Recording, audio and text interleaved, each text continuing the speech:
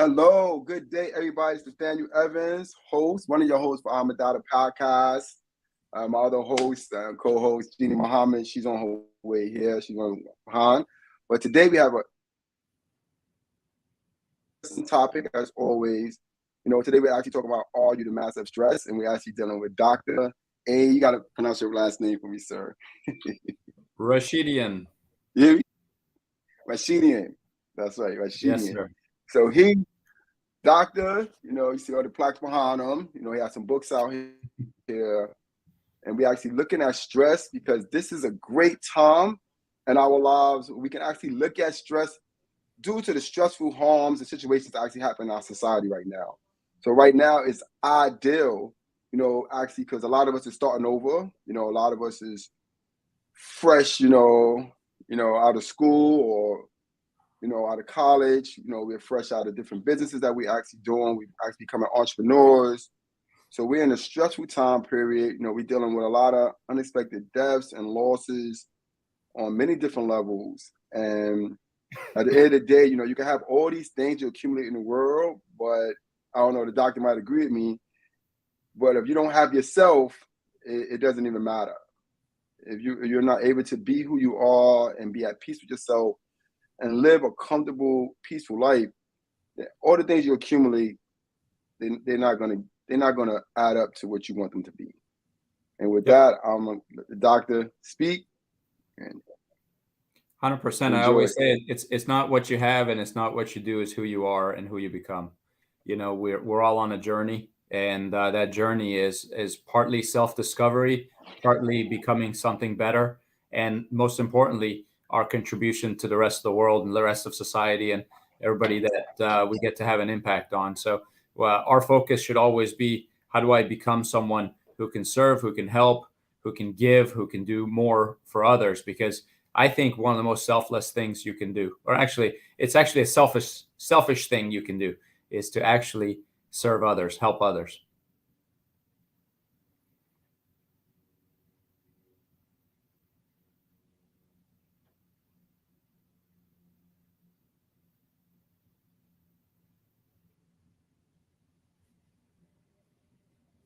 There's a little hiccup.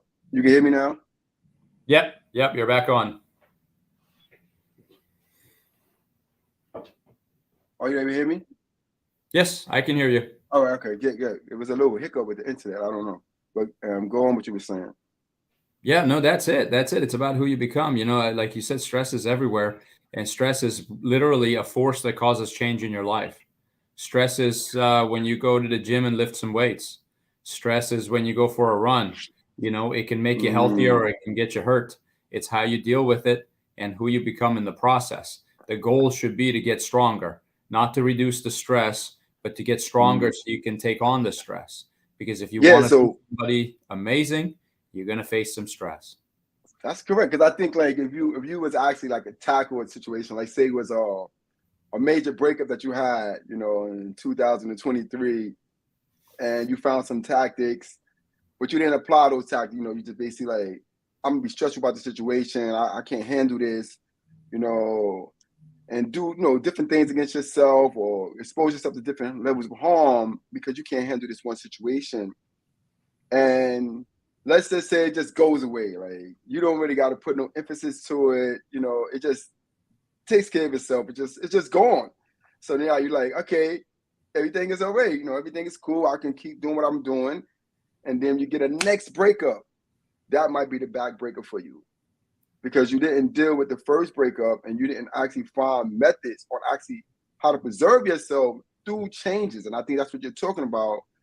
We constantly go through changes. There's not a second in a day that we don't go through changes. And it's our relationship with those changes and how we respond with our relationship with those changes actually determines, the true outcome of who we are and what takes place in our lives. Like, how do we transform in the world? How do we become this great force or this great entity that everybody talks about? Like, if you watch a TV show, you're like, I love that actor, right? You want people to love you the same way. Like, when they see, like, that's Dr. Amar, right? You want people to get excited when they see your life. And they can. people can get excited about your life. It's how you project your life. It's who you are from the inside out that allow energy to find you in spaces that you didn't even know you was recognized in, right? And to be like a great filter for the lives of other people. So I don't want to take all the time, but as we looking at stress, right? And as the doctor said, working out is stress, right? You don't hear nobody in the gym working out. I say, man, I'm tired of this doing this workout, right? They're just gonna keep doing the workout because he's like, yo, I'm gonna get some pecs and my shoulders gonna pop off, right? Right. So he's gonna create a positive relationship with that level of stress. And that's what you're saying. Like, we choose how we create our relationships with stress. Yeah, absolutely. Your body is designed to adapt. We, as human beings, even animals, we adapt. So you adapt under pressure, you adapt under stress, but you can break down and fall apart under stress. I could put a cup, let's say this was a paper cup, and I put that on the table and I put a weight on it, and it doesn't collapse. So I put another weight on it, and eventually that cup will collapse. Right now, the cup doesn't adapt, but human beings do. So you see, you decide, hey, I'm going to go for higher education.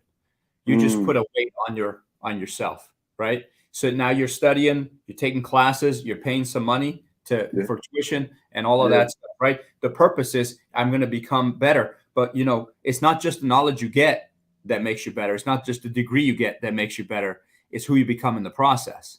Because the other person might say, I'm going to go climb Mount Everest. I'm going to summit the mountain, and I'm going to get my picture with the flag. I'm going to stick a flag there. I'm going to get my picture, and I'm going to come back down. Now, you can superimpose yourself in a picture like that and pretend you did it. That's right. You can. It doesn't change who you are, right? But the guy who climbs that mountain, so you put a lot of effort in, right? You go through extreme conditions. Cold, you've never experienced before. Low oxygen, you've never dealt with it before.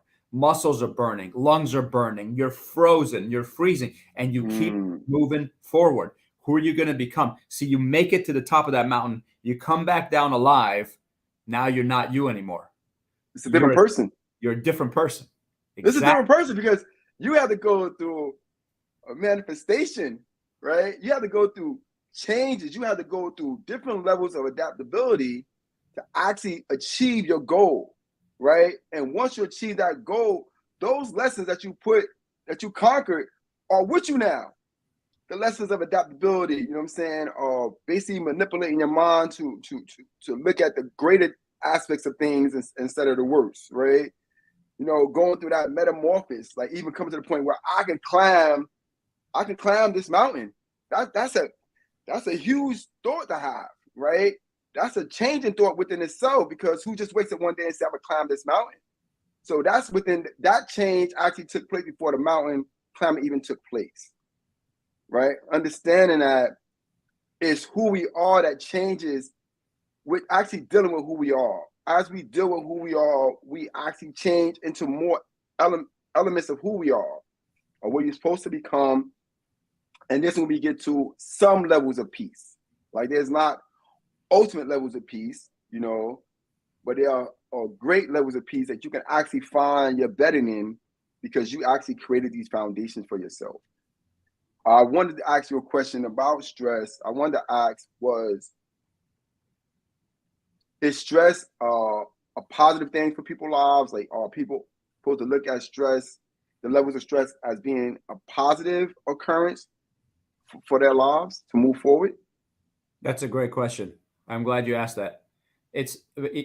However, I want to challenge the question just a little bit, and I'm going to answer it through this. That's right. That's right. I would ask our audience, would you say fire is a positive thing or a negative thing? Because fire can cook your food, but it can burn your hand. Would you say gravity is a positive thing or a negative thing? Because gravity is the reason you fell and you got hurt, but gravity is also the reason your car doesn't float off into outer space. So is it good or is it bad? How about money? Is money a good thing or a bad thing? Money can fund terrorist activity and lead to a lot of tragic deaths, or it can put your kids through college. Would you say money is good or is it bad? It's how you use it. So what about anger? Is anger a good thing or a bad thing? You think about that. Anger, you can get angry and commit a crime. You can get angry, it's called righteous anger, where you stand up for something that's right. You say, I am not taking this anymore. I am changing the world. That's righteous anger, right? It's still anger. So stress is not good. And stress is not bad. Stress will lead to change. You want to change your life, you got to take on stress. Bottom line, that's it. Now, you can change your life for good or you can change your life for bad. That's what stress does. Stress comes in and you become somebody different. You can become a better person or a worse person, but the stress is neutral. It's like money, it's like fire, it's like gravity, it's like anger. It can help you, or it can literally be the fuel that propels you towards success. It's how you deal with it, how you invite it into your life, and how you adapt under that stress. That's correct. And we have the great Gina Muhammad has joined us. What is going on? Peace and blessings. It's good to be here. Well, you have a great smile. Well, thank you. Thank you. I know. She captivated me too. I can't get past it. You know what I'm saying? I've been stuck ever since, brother. You got it. You're right about that, brother. Amazing smile. It's gonna be on some commercials next month.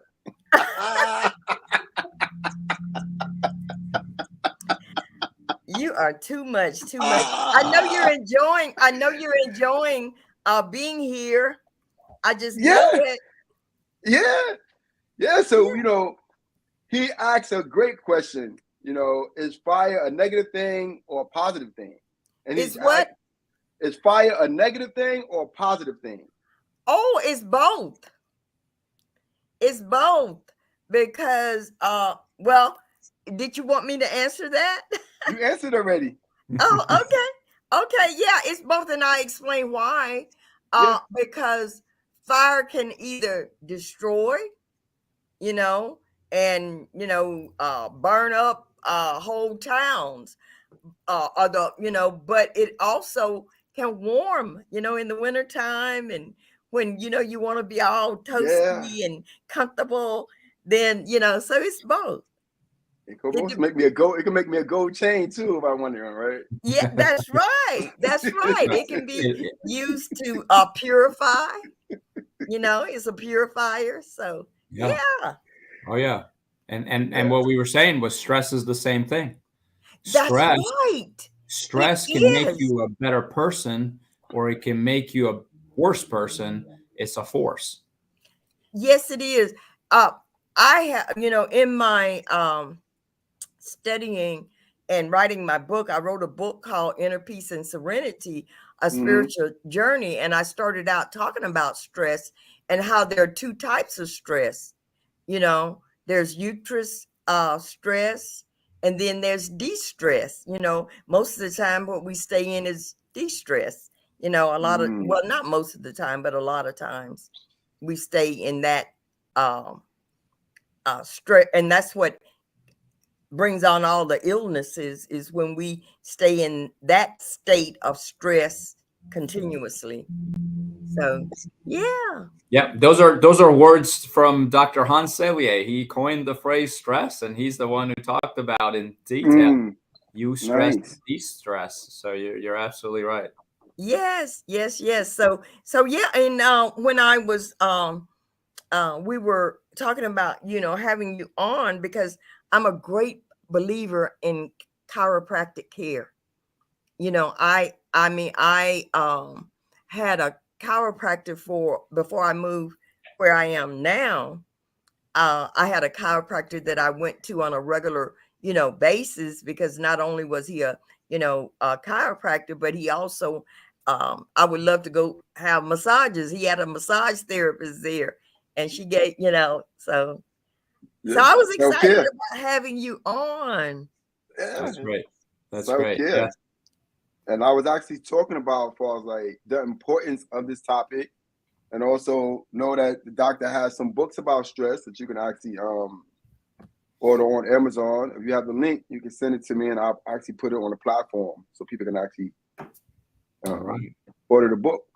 And this book is actually dealing with stress, and it's because we have to deal with stress because it's a part of our nature. Like it's a part of our human nature. Like we cannot shake off stress just like we can't shake off laughter, you know what I mean, or happiness, right? It is a part of who we are. So the relationships that we have in life that are innate, those are the purposeful relationships that we're supposed to focus on. The relationships that man makes, you know what I'm saying, are not the relationships that actually alter and actually direct our lives. It's the relationships with who we are, the stress factors, the happiness, the joy, you know what I mean, the sadness, the anger. All those things are basically connected to us. They're counterparts of who we are. Right. And so it's we how, don't have. I'm sorry. And it's No, how you know how we do. You know how we do. And so, doctor, you're going to have to get in where you fit in when it comes to me and Nathaniel. You know, if you have something to say, just say we're it. just going on and on. I mean, just raise your hand. We will. Nah, just say no, I'm just saying. Even if you interrupt us, we do not get offended because we just get to rolling. We're here to have a conversation. We're not. And so it's an interview, but it's a conversation. But yes. And I wanted to make this point, and then I'm going to let the doctor. He may have something to say. That it's how we handle all of that, how we handle it, how we handle stress, how we even handle our happiness, you know, because sometimes if, you know, you can be just in that state where you just want to stay happy all the time. And you, even when you feel like crying, you refuse to have that cry because you feel like you have to stay. And it's good to cry sometimes. You know, that's a release. You said sometimes. You know, you said sometimes. Right. So I disagree. Hey, we disagree all the time. Yeah, that's right. I believe that you should cry as often as you need to address the situations that's in your life. Well, we don't disagree about that. What do we disagree about? No. You say sometimes. I'm saying often. I'm saying as like sometimes can be often. You know, I'm talking about like letting it go.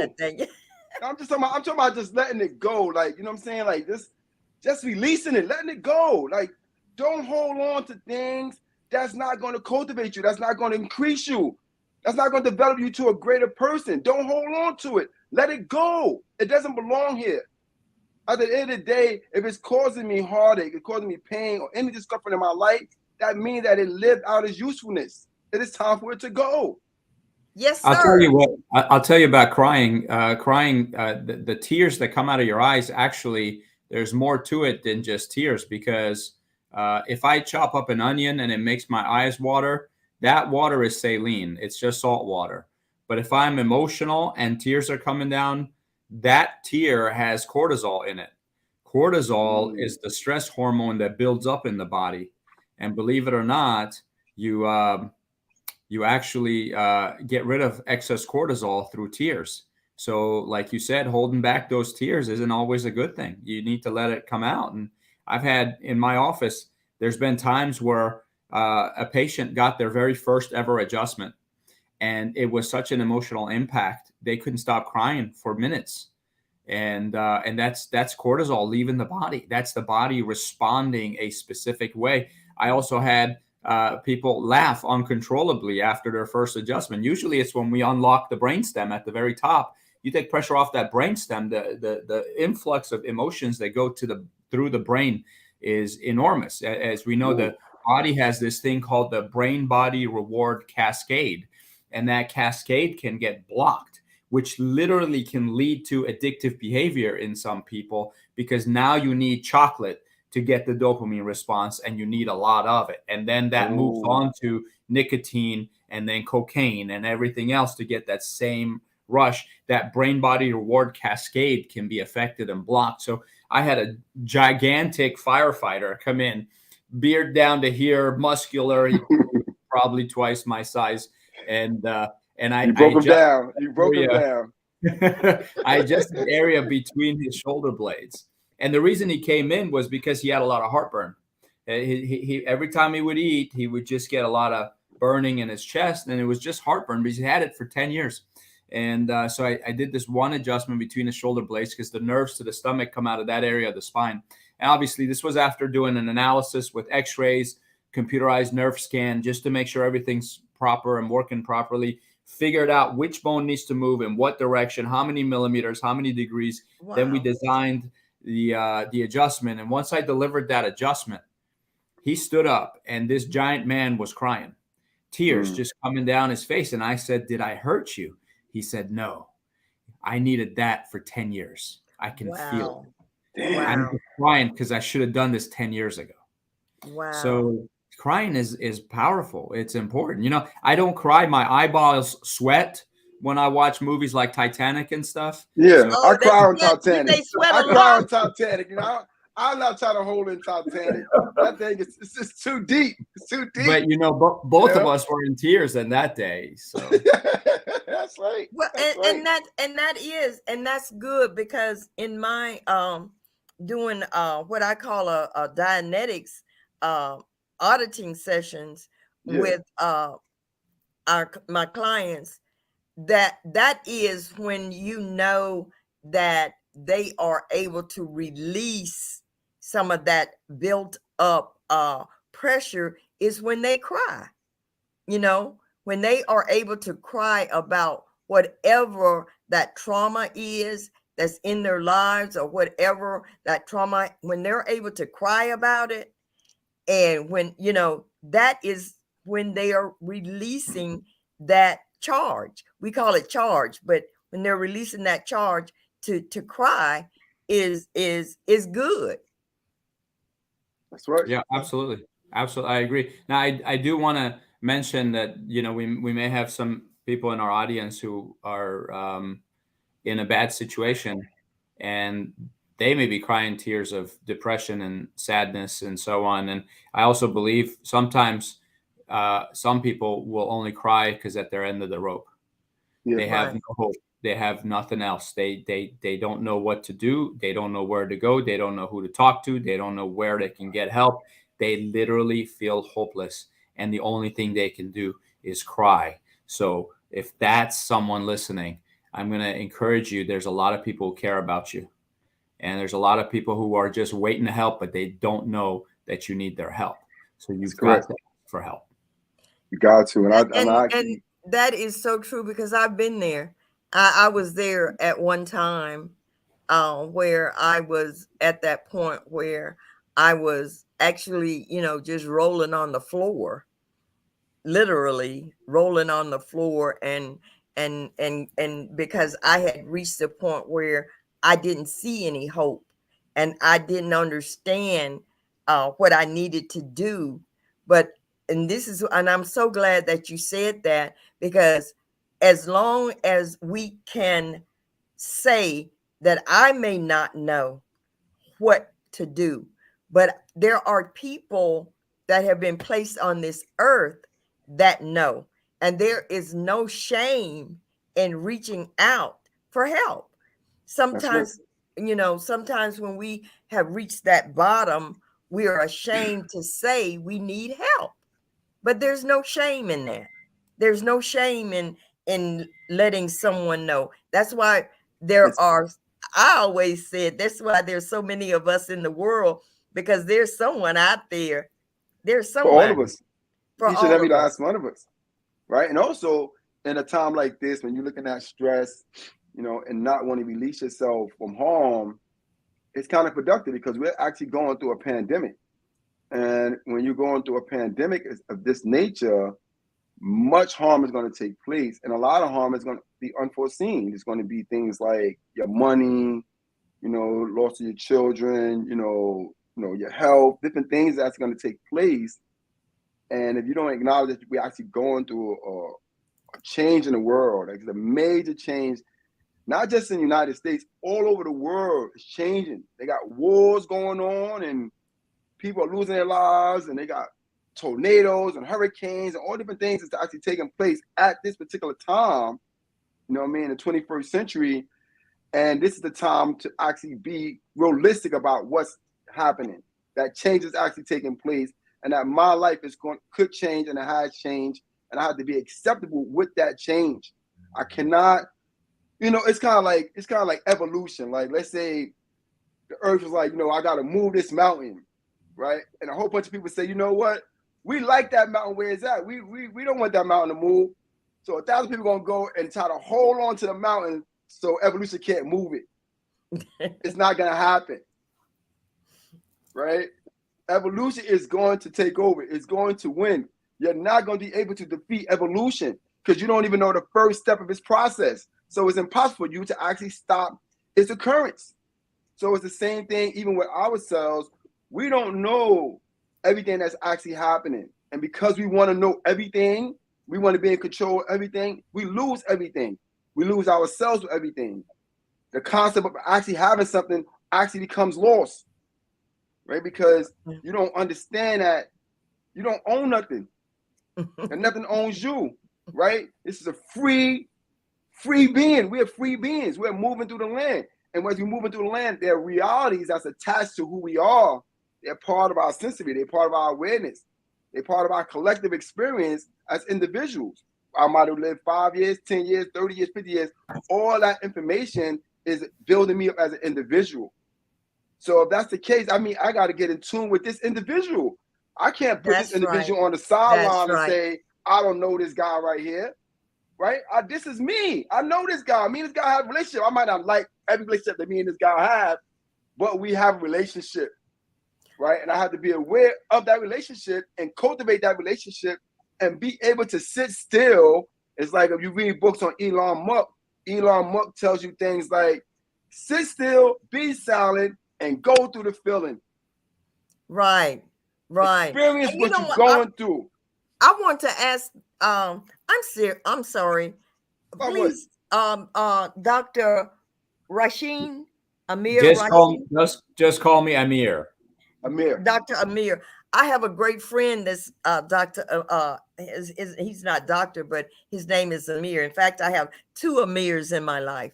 But I wanted to ask you, Dr. Amir, and Nathaniel mentioned about like the COVID, the pandemic, and all that. Does chiropractic care help with something like that? Okay, so can we be a little controversial on this call here? Yes, we can. Oh, yes. Is that all right? Okay. Yes. So I'll tell you from the very beginning. There are powers and forces that like to believe that chiropractic is strictly for back pain and neck pain. But the original textbook on chiropractic, how it was founded, how it was developed, and how it was brought to the masses, it had never anything to do with back pain or neck pain. Chiropractic is about boosting the body's ability to deal with outside forces. See, your brain controls what happens inside your body. Your brain receives information from the outside, processes that information, sends signals to your organs, glands, blood vessels, tissues, and cells, and they respond to what's going on. And so health is proper and perfect function. Health means your immune system is functioning, your cardiovascular system is functioning, your digestive system is functioning, your musculoskeletal system is functioning, and all those systems are functioning in cooperation with each other, monitored and controlled by the brain.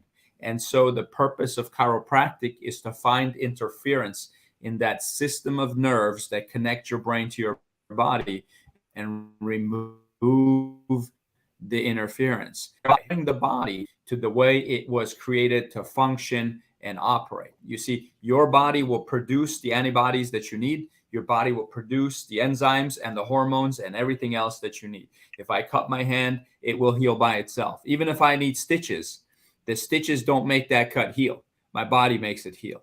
If I break a bone, those bones grow back together and fuse. My body knows how to repair itself. within limitations of matter. So if you chop off my arm, I'm not going to grow back another arm. I realize that. But outside of something that the body can't handle, and so we saw, just like we talked about stress. So you let's say you got two people who are under the same amount of stress, but this one's always sick and this one never gets sick, but they got the same amount of stress. So what's the difference? It's not the stress, it's the person. And so you had people exposed to COVID across a spectrum, and one person was deathly ill, ended up on a ventilator, and another person was sick for 2 days and bounced back and had no whatsoever. And you've got everything in between. But the virus was the same virus. So what's the difference? It's the body's ability to tolerate that stress. So this virus shows up, and if your immune system is strong, you're going to fight it much better. You're going to be more resilient and stronger. I am never saying, and I have to say this, I'm not saying it's the person's fault. That's not what I'm saying. But what I am saying is, see, we went through this thing called the Great Depression back in the 1920s. And what came out of that Great Depression was a generation of savers. They saved money. They put money under their mattress and in their pillowcase and in the bank, and they didn't touch it. And they all had lots of money afterwards because they were afraid of going through another Great Depression. So in 1952, we went through a polio outbreak. What happened? It was the same thing. They shut down public schools and pools and facilities and bars and restaurants, shut it all down for 2 years, just like COVID. And then we came back and everybody was okay again. So a couple of things from that we learned. Number one, what are we going to learn from this pandemic? What we learn is you have got to focus on your nervous system and being resilient. You have to become stronger, because the strong people survived and did well. What is the law of evolution? You mentioned the word evolution. The strongest survive, right? Survival of the fittest. That doesn't mean we throw the weak under the bus. That's not what I'm saying. We take care, we protect them. But what we have to learn out of this tragic event that took thousands, tens of thousands, hundreds of thousands of lives around the world, what we learn from that is be ready. Get prepared. Just like out of the 1920s Great Depression, everybody learned to save money so that if ever happened again, they had money. They didn't have to worry. They didn't have to go beg in the streets. They didn't have to jump out of buildings because they can't pay for their families and support them. Now we know there's going to be another one. Guaranteed. It's coming, and it's going to come. But you got to be ready. Just like the prize fighter trains to get in the fight. What did Muhammad Ali say? He said, the fight is won or lost away from witnesses, behind the lines, in the gym, out there on the road, long before I dance under the lights. He said, I'll win the fight before I step in the ring. So we're going to step in that ring. And one day our opponent is going to be bigger than us, stronger than us, and faster than us. Whether we win or lose is dependent on how we've been preparing up to that moment. So starting now, starting today, you do these things. You start making sure you're getting proper sunlight. Make sure you're getting proper vitamins, nutrients, minerals. Make sure you're avoiding toxicity. Make sure you sleep properly. Make sure you eat in the right mental state of mind. Make sure you are exercising at least 3 minutes every day. And most important of all, find yourself a chiropractor that believes in the traditional philosophies of chiropractic, which is let's optimize the body's function. And you start going and you never stop. Just like a dentist, you check your teeth, twice a year, they say? Make sure you get x-rays every 2 years. We x-ray everybody's spine every 2 years, check to make sure nothing's going wrong, nothing's getting messed up, make sure the curvatures are proper, make sure every bone's aligned where it's supposed to be, and then we do a computerized scan of the nerves to make sure those nerves are firing properly, because your body is an electrical system where the brain sends these signals to the body, and everything works if those signals are without interference. So you do these things and get yourself ready. Next time something like this comes around, you're not going to be worried about it. Right. You know what I want to say in conjunction with what you're saying, because my husband is, he'll be 76 years old on Wednesday.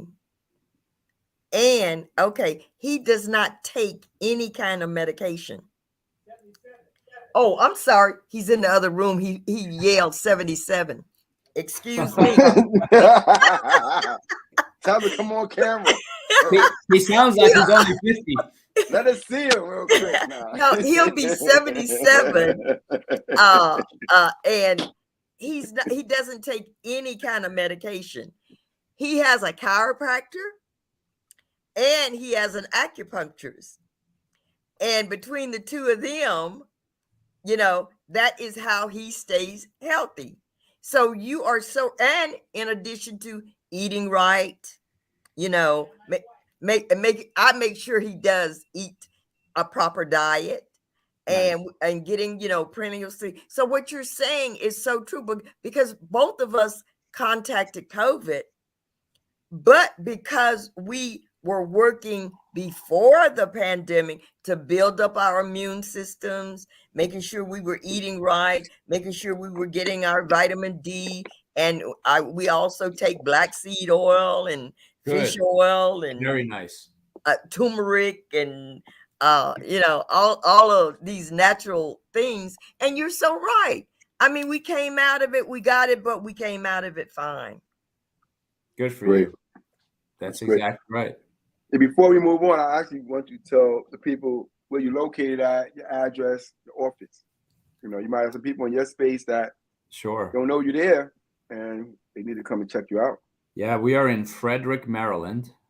We have 2 locations, 3 doctors, 12 team members, and one office is south of the city, one is north of the city. Our website is midatlanticclinic.com, and addresses are right there, and you can book an appointment right through the website as well. We also have an app that you can download from there that'll help you schedule and move your appointments around with convenience at any time. Okay. That sounds wonderful. Frederick, Maryland, what is that near? So we are west of Baltimore and northwest of Washington, D.C. Beautiful place. Okay. You said midatlanticclinic.com? Yes, sir. Okay. How long have you been a chiropractor? How long have you done this? 23 years. Okay. That's wonderful. Let's celebrate. Yes. That's right. That's great celebration. How did you decide to get into this practice? So, when I was 9 years old, I was born in Iran. So when I was 9 years old, my dad and I were traveling through these remote villages in Iran. And in this one village, a woman went into labor and she was in tremendous amount of pain and was having complications. The midwife came over and looked at her, said, "I'm sorry, there's nothing I can do. There's no heartbeat and the baby's not alive and this woman's not going to make it." And she left. And one by one, everybody else who had gathered around her started to leave and basically left her alone to say goodbye to her husband. And at the age of 9, looking into her eyes, realizing she's not going to live another few hours, I started to have this major panic attack. And, when your chest feels tight and you're having trouble catching your breath and your heart's pounding and tears were coming down my face. And my dad saw me, he picked me up, he carried me out of there. And we got in our car to drive home. And on the drive home, I said, "Dad, I don't want to feel like that ever again. Helpless, like there's nothing I can do." And he said, "What are you going to do about it?"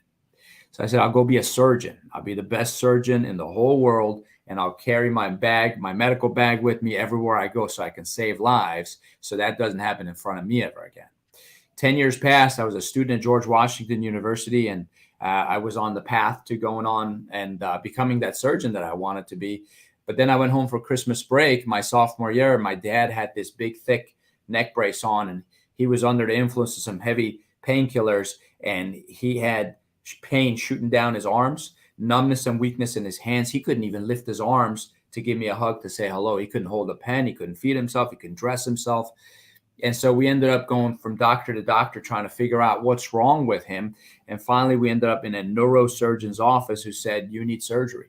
He said, "We're going to slice you open from the base of the head to the bottom of the neck. We're going to break and remove the bones in the back of the spine. We're going to put rods on the sides, screw them in. We'll fuse your whole neck. You'll never turn your head again. You may not regain function of your hands, but we're hoping you have less pain. And by the way, there's a chance you're going to die because you're old. Now, see, Dad was 70 at the time, but you just told me there's such a thing as a young 70 and an old 70. So he was not the young 70. He hadn't been taking care of himself. And so this surgery would have been very risky. We got in a taxi to go home, and I'm sitting in the back of the taxi carrying all the x-rays and MRIs and CTs and medical records and charts. And Dad is sitting next to me. I look over at Dad, and he's cringing because every bump that taxi hits is sending a lightning bolt of pain through his entire body. Looking in his eyes, I could tell he didn't want to live anymore. And I started to have that same emotions when I watched that woman dying in her husband's arms. And I'm looking at my own dad. My chest feels tight. My heart's pounding. I'm having trouble catching my breath, starting to get a little teary-eyed. And this taxi driver looked at Dad and I in his rearview mirror. He said, "Sir, I noticed you're in a lot of pain. And I know you asked me to take you home. But there's this chiropractor right down the street. I don't know what he does, but I've heard he helps people like you. Would you rather me take you there?" And you know, I was a 19-year-old know-it-all. So I said no. But Dad was smarter than me. He said, "Let's give it a shot." So we end up in a chiropractor's office. Long story short, the chiropractor looked at those MRIs and x-rays and CTs and medical charts and records, examined my dad. He said, "I can help you. And I'm not going to do it by breaking bones and putting you on drugs for the rest of your life. No screws, no fusion." He said, "But I am going to move those bones off the nerves so that your body can start to self-heal and self-regulate." He said, "You got to be in here 6 days a week for the next 6 months, though. This is pretty serious." And Dad said, "Whatever I got to do, I'll do it." So he borrowed the money to pay for it, and he went there 6 days a week for 6 months. At the end of 6 months, he walked up to the counter in that doctor's office. He picked up the pen with his own hand. He signed his own name on the sign-in sheet. It was the first time he could actually hold a pen and write again. And he was so proud of himself. He held the pen up over his head like this. He's walking back and forth, showing everything. It's a trophy, right? He's proud. That's right, and everybody in that reception area, they were laughing at him, going, "Who's this old guy holding the pen over his head?" That's right. The receptionist behind the counter, she started to cry because she was there when he would walk in, and she had to write his name for him, and because he couldn't hold a pen. Well, anyways, Dad lived another 18 years. He lived to be 88 years old. At 88, he was younger than when he was 70 because he'd get up and work out. See? That is wonderful. That's that is wonderful. See, that's why I started going to a chiropractor, is because I bent over. It was raining, and I bent over to brush some rain off my leg, and I could not get back up. I couldn't. I had to. I went into the hospital. They put me in traction, and they told me that there was something wrong with one of my discs in my back, and that they would have to operate on me. But I said, no, I'm not going to let them operate on me. Now, the traction did help, where I was able to come out of the hospital, but I was still in a lot of pain. I went to a chiropractor, and that's why I am sitting here today to say I refuse to be operated on. And I know another friend that had a problem with her back, and she took the operation, but she has been in pain ever since, because they put some kind of disc in her back and iron rods, just like you were saying with your father. They put stress in her. They put stress on her body. And they put stressful things inside of her body. She's had to have 2 other operations. And it's not going to stop there. Hopefully, you know what? It's like when you. So that's a beautiful story. That's beautiful. That's a testimony to the. That's testimony. Yes. That's right. Yeah, all things, a lot of things natural. We actually, holistically have to heal ourselves, and even allow, one another to heal us. It's a scripture in the Bible where the Most High says that, when you go before you go to a position, pray, because the Most High is going to send you to the position that you need to go to, and He's going to make sure that position have you in good hands and bring you, back to great health. That's right. And it's actually learning about who we are, what we are, actually give us that insight about how to cultivate our lives and how to actually rebuild that life. You know what I mean? That actually fall to the ground floor, but they got to get back up. And how do you do this? Like, how do you do this? You look at the tree. You know, you look at the tree. It started with a seed and it just sprouted up, and it's like you got to do the same thing. So, you know, a lot of living models that we need for our lives are right here. We don't have to go anywhere. We don't got to go to the moon or Mars to get any of the things that we need to understand how to live this life down here, because it's right here with us. That's right. Yes. That's right. Yes. And you know, Doctor, what you were saying, it gave me chills when you were talking about your father and that driver. See, I believe in angels, and I believe that whenever, you know, that was an angel that was there for you and your father. Yeah. And that, to me, it gave me chills because I saw God all in it. I mean, it was just like, you know, he was just all up in there. And it was so beautiful. I got chills. Yeah, it's a blessing. It's a blessing. I knew that was an angel that came to you. Because, you know, at 19, Amir's at 19 years old. If his father didn't find a solution for that at 19 years old, Amir's life would have altered. It would have changed. Right. He would have been subjected to taking care of his father and helping his father, you know what I'm saying, recover, you know what I'm saying, and have some type of peace and comfort. So, you know, 2 lives got saved that day. It wasn't just his father, was also a man's life as well. Yeah, you know, it's actually like the Bible also says God will work all things for the good of those who walk in his way. That's right, it, man. That's what it is. That's what it is. Right. You know, so you could be going through a bad time, but it may lead to something amazing. Yes. And that's what this was. That's what it was. That is so true, because I always say, out of my pain, out of the pain that I went through and all of the pain, that is what led me to where I am today. So out of my pain, it led me to my passion. She wrote 10 books out of her pain. Right. I have written, I've been out of my pain has come 10 books. That's right. Well, see, what you have is joy. Joy is internal, and joy is part of who you are, and circumstances haven't been able to hurt that or break that in you. That's beautiful. Right. That's why I am Jeannie Muhammad, your global happiness expert.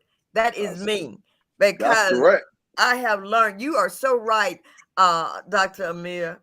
You know, when you find that happiness from within, and you understand it's okay, we're all going to be stressed.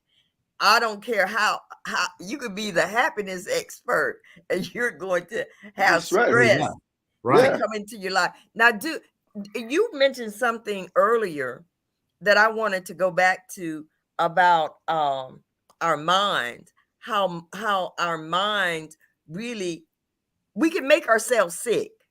Yeah. We can actually make ourselves sick with our thoughts. Do you agree 100%. Or disagree? I agree 100%. I believe your mind can make you sick and your mind can make you healthy. That's right. So you can, you know, to fear, doubt, worry, anger, lust, greed, you know, these are emotions that lead to sickness, guaranteed, because you cannot thrive in those. So the human body, the nervous system, lives in either fight or flight or rest and repair. Well, 80% of your life should be in rest and repair, and only 20% in fight or flight. But when you worry, you visualize the worst thing coming true, and then you get to believe that that's already happened, and your body acts like it's already happened. You worry about getting sick, you're going to get sick. That's why so many times a doctor will tell a patient, you have 6 months to live. And at the end of 6 months, they die. What if that doctor said you have 8 months to live? They probably die 8 months. We shouldn't be telling people things like this. That's voodoo. That's voodoo magic. Just add another 2 months on for good measure. You know, now I know they're doing it because of data and research and all that stuff. Yeah. But you know what? What about hope? Because when you have hope, joy, peace, love, you know, courage, strength, inner strength, peace, You can thrive forgiveness. in that. You can thrive in that. Yeah, you shift your body out of that fight or flight and over to rest and repair. That's right. You forgive yourself, you forgive the world, it's okay. That's I'm not right. going to carry that around.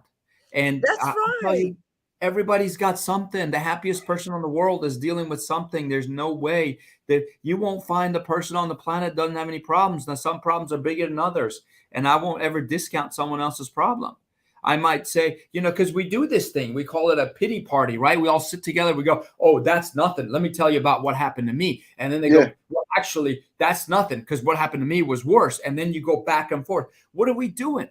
We're just accepting all this terrible circumstance that doesn't define who you are. How you come out of it is what defines who you are. And you step up and you say, you know what? Let me just now tell you what I'm thankful for. Let me tell you what's good. Let's change the conversation. You know, let's have a different level of conversation. You know what? Okay, even now, with ourselves. You have just really capitalized exactly in my having with my clients. I always say, what are your thoughts? Stop right now and look at your thoughts, because we sometimes let our thoughts so control us that we don't even realize the thoughts that are going through our heads, because we never take the time to stop and actually look at what we're thinking, how we're thinking. And if it's actually your thought. Everything starts with a thought. Everything starts with a thought, but sometimes it's so many influences, and that's another thing too. So many influences in the world. You may think a thought is not even yours. Well, that we come from somewhere else. We know that God is close enough that He can whisper in your ear. That's correct. That's right. But there are evil forces that do the same thing. They do the same thing. So you got to be careful when you even look at those thoughts, that they're your thoughts. Like even the possession of a thought. Like, this is my thought. Like, this is who I am and this is what I'm about. That is stress, right? Yeah.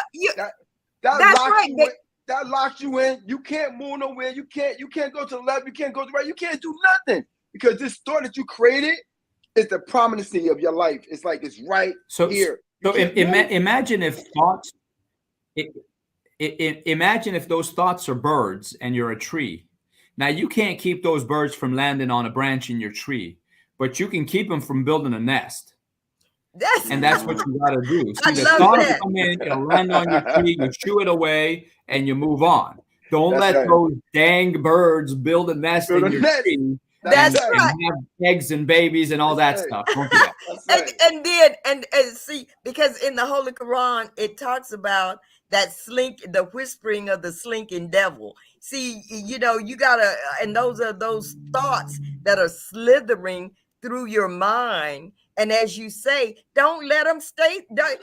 We have the ability to shoo them away. We have that ability to get rid of those birds. We have that ability, you know, and all we have to do is just exercise the power that comes from within us, and know that we are powerful. We are so much more powerful than we give ourselves credit for. That's why we end up like I did, rolling on the floor and really I always say just cry, because I didn't realize my power. I didn't realize that we give our power away, and our thoughts really can take control of us that we give our power away. We let those birds linger in our tree and in on that and build any kind of nest they want. That's right. You know, and it's, you know, this is really insightful. You know, I truly believe, you know, our audience will actually benefit from this, actually benefit from cracking the stress secret, you know, actually getting this book, How to Turn Pressure into Power, on Amazon today. This is about living our best lives as we're living our best lives. Like, we're not waiting around to live our best lives. We're living our best lives right now. That's right. Even like the other day, you know, a concept came to me to write a book, and the concept was Waiting to Die. Right? That was the name of the book. So Spirit told me to write a book called Waiting to Die. And I looked at it and I was like, I understand what you mean, because when we're not moving our lives, you know, and we're not bringing forth those different channels and them different visions for our lives, it's like we just waiting to die. It's like we just when it's over, it's over. Instead of, you know, living who we are and being who we are and overcoming, you know, who we are, like your concepts of your life, your mentality, your belief system, your values. Those things change. They alter over time. We get locked into things that do not allow us to move. And most of those things is us. We stop ourselves from moving throughout the land because we allow things to attach themselves to us, right? It can be stress, an argument, you know, a breakup, you know, whatever it may be, the loss of this, the loss of that. You can create 1,000 scenarios, but it's actually about not losing yourself with those things. Like, they're there because they're there. Like, I got a flat screen TV because I actually went and bought it and put it in my house. It didn't come in there by itself and put itself up on a wall and put the battery remote and turn itself on. Like, I did that whole process. So the same way I bought it in here, the same way I can leave it where it's at, right? And that's everything that you bring in your life. I bought it in here, so I'm going to leave it where it's at because I'm the one that bought it here. Nobody else bought it here. Somebody convinced me to buy it, but I still am the one that's responsible for the relationship and the outcome of what happens in my life. I tell you what, just real quick, everybody listening, you want to come out of where you are or you want change. What you got to do is find someone who's been where you are now and they are where you want to be. So these two special people on this call right now that I'm talking to, that's exactly it. Because, you know, I know, Miss Muhammad, I know you've been through tough times and you're in a good place. There are people who are in tough times. They want to be where you are today. They need to follow you, listen to you. Nathaniel, same thing. Look at what you're doing. So you're providing this for people so they can learn from you, because there's a ton of wisdom that if you don't do this, they won't hear it. So you got to share it, and it's not easy. Everything comes with stress. Yeah, it's not that's easy. right. Running the podcast, doing the live stuff, it's not easy. But you're willing to take on that stress. Why? Because the greater good. Because at the end of it, you know what? You're creating something that's going to outlast you, right? Like the books you've written, Jeannie, they'll outlast you. And everybody listening, think eternally. When you leave this planet, what are you going to leave behind? It's the podcasts, it's the books, it's the information, and it's how you made other people feel and who you help. I definitely agree. Thank you. Definitely. Thank you so much. I am so grateful. You know, I did not have an opportunity, but when I come on, Dr. Amir, one of the first things I want to do is express my gratitude, the gratitude that I have for living, for this life that I have, this breath that I take. And so I am so grateful for you. I'm so grateful for what you have brought us today, because it's life-giving, you know. And like Nathaniel was saying, some of us are just, you know, we are waiting to die, you know, when there's so much life. It's so much to be thankful and for, you know. Yes, and you, Dr. Amir, you are helping me. I see that you are more than just, you know, say a doctor, because some people can be a chiropractor and they just, you know, they're in it for maybe the money or whatever they're in it for, but they're not really in it to really elevate maybe people. But what you have, it goes beyond your medical training. You know, what you have goes so far beyond. I see that and I feel that, and I'm grateful for you, for where you are and what you're giving and how you're serving. So I'm just grateful. I appreciate that. Thank you so much. Thank you. Definitely. Thank you. And Nathaniel, you know, I'm grateful for you. Yes, man. You know, and I'm also, what the doctor said was on point. You know, the name of this podcast is IAMTHEDATA.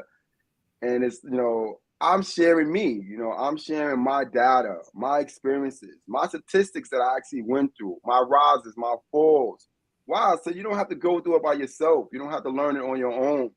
You know, you don't have to experience the fire. It's burning. You ain't got to experience. I'm telling you that it's burning. You know, so this is my gift. You know, this is my gift to be able to share who I am freely. You know, judge me all day. Do what you need to do. And as you judge me, start figuring out who you are and what you need to do with your life to get your life back on order, because it's extremely important that you do so. Yes. It's that time. It's that time. Dr. Amir, we love to end our show with just a moment of relaxation, Gratitude, and gratitude. And so what I would like everyone to do, if you're in a safe place, close your eyes. Close your eyes. Close your eyes. That's right.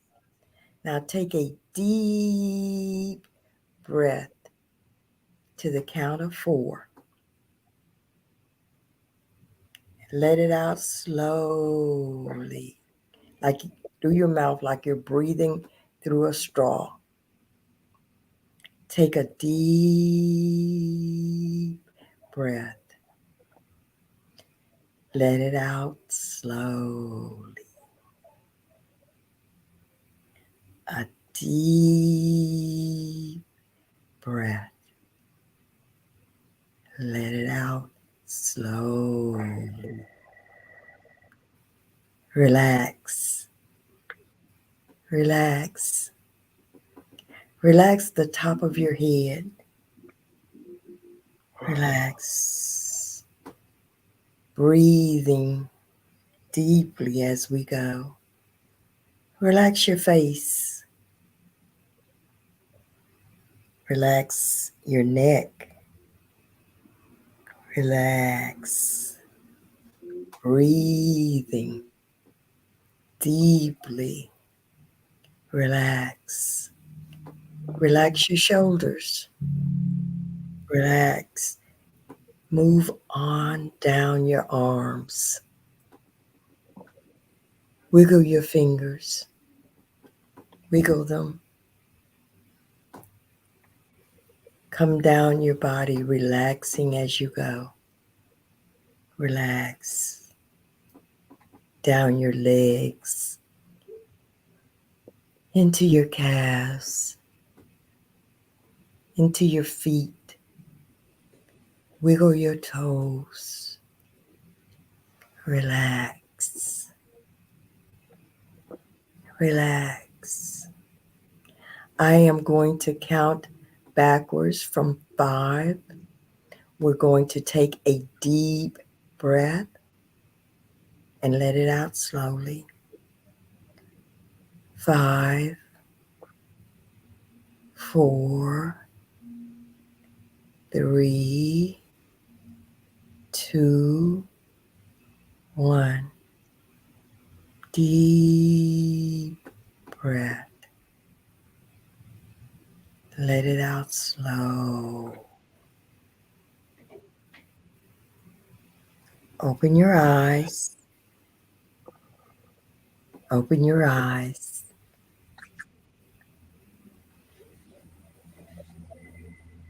I pray that you're relaxed and that you will enjoy the rest of your day. Thank you again, Dr. Amir, for being here with us. Good to see you, Dr. Amir. Let's do another one. You got it. Thank you. All right, brother. Thank you. You. All I right. appreciate you. Good day, brother.